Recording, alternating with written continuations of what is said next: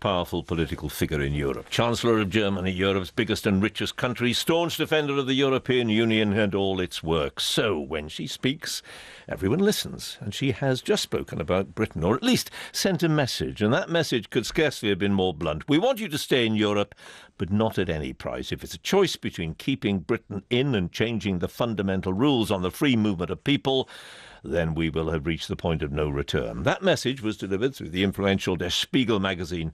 Nikolaus Blumer is their Berlin bureau chief and editorial board member, and I talked to him about it. It's not like pushing out Great Britain out of the European Union, but there would be reached some point of no return if and only if Mr. Cameron would insist on a migration law curbing the numbers of people coming from other EU states.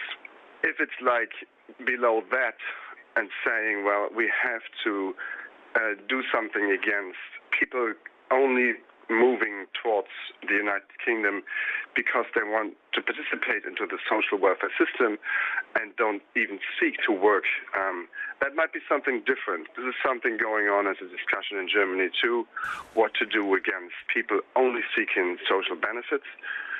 But if it's a very broad point, a very principled point, this is something the Chancellor wouldn't accept, and that might be the point where Mr. Cameron is all by himself.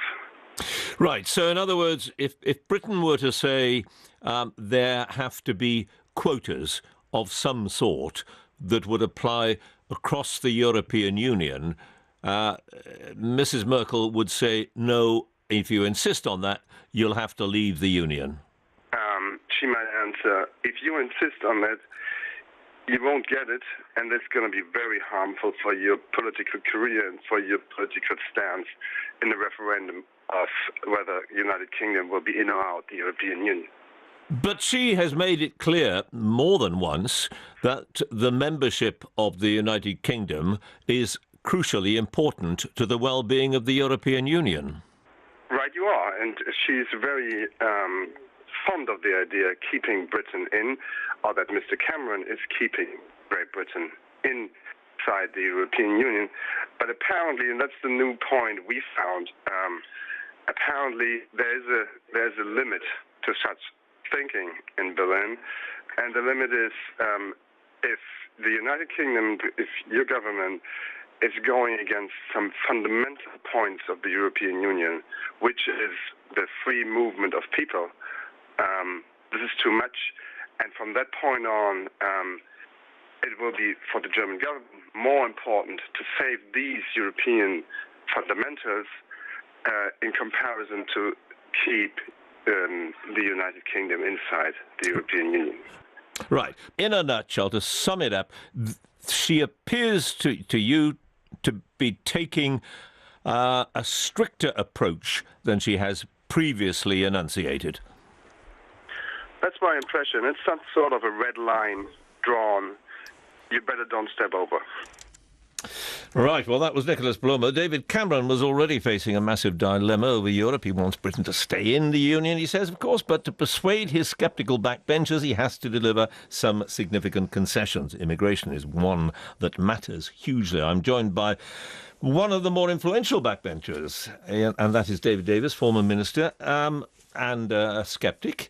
Not that you want to leave the Union necessarily, David Davis, but you're saying unless we get something out of these negotiations, sort of things we need, then we could leave. Yes, that's exactly right. I mean, this is a real negotiation. It's probably the biggest negotiation in the modern history of Europe. If it's looked at seriously, and so we should expect what we're seeing now. I mean, these sort of blood-curdling comments from both national leaders in Europe, like Merkel, like Sikorski earlier, a friend of David Cameron, but Polish Foreign Secretary, I think, these are to be expected at this stage of the negotiation. We're a couple, 2 or 3 years away from the outcome, and of course they're driven.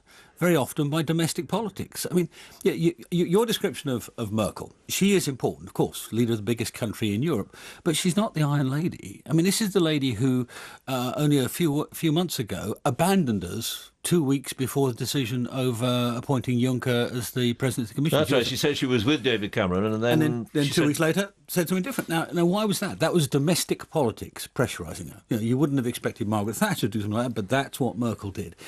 They're all like that. They all play to domestic politics. And if you don't think immigration is big domestic politics for, on the one hand, for Germany, on the other hand, from the other direction, well, for that's Poland, precisely what...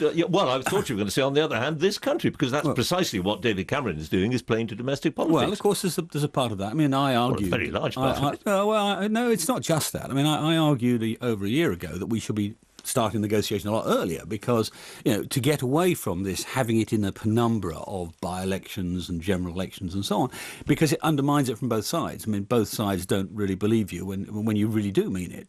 So you got all of those issues. The other thing you've got to bear in mind as well is actually Germany carries some responsibility for the immigration issues in Europe. I mean, we've got hundreds of thousands of people applying for national insurance numbers in this country now that lead to countries are Poland, Romania, but then you get Spain, Italy, Portugal. Why is that happening? It's happening because of the euro crisis. Why is the euro crisis happening in the way it is? Because of Germany's insistence on modern policy, on its own policies. It gains from it, everybody else loses. So there are lots and lots of domestic politics, lots and lots of drivers behind this.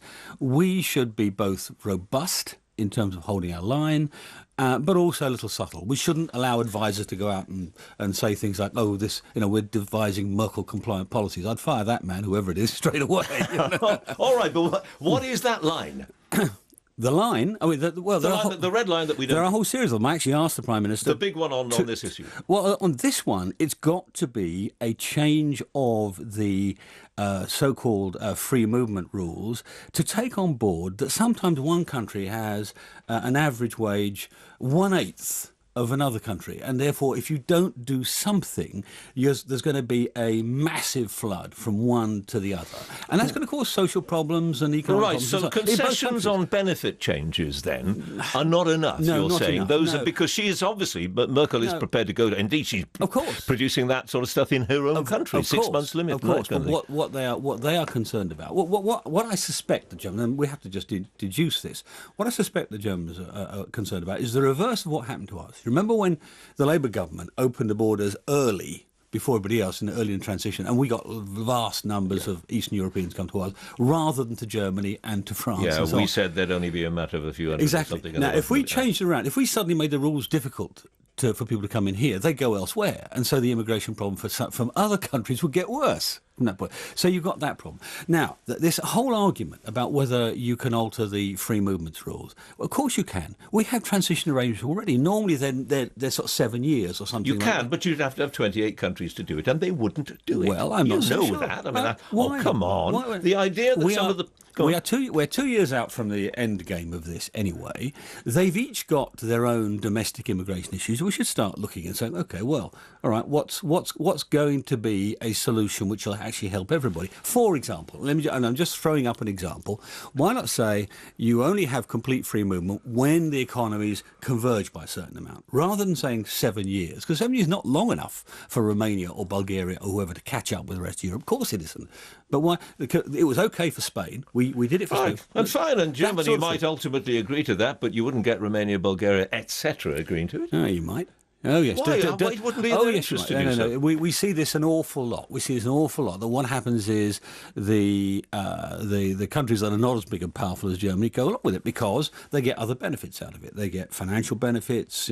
The long-standing position in Europe is it's been dominated by a sort of triumvirate, really. Used to be France, Germany, and the Commission. Now it tends to be more Germany, the Commission, and some other players. All right, so that's what you push for.